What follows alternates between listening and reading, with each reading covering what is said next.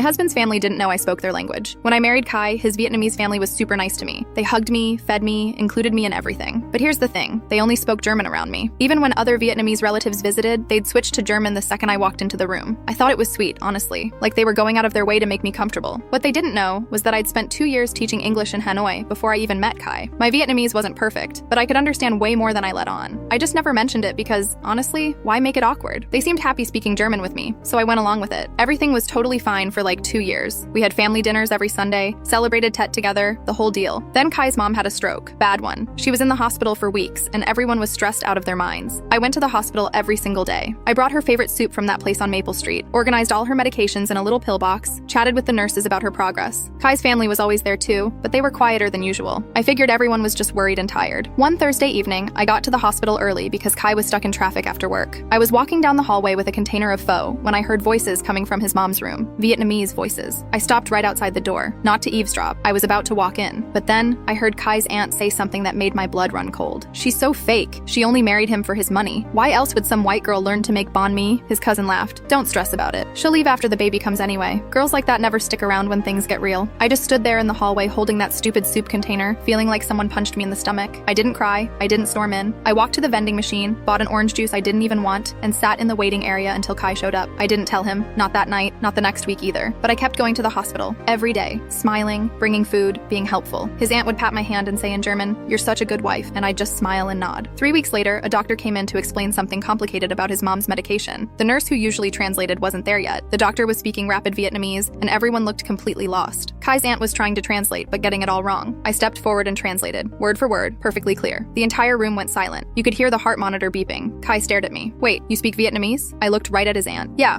Click the link in my profile to watch the exciting follow-up.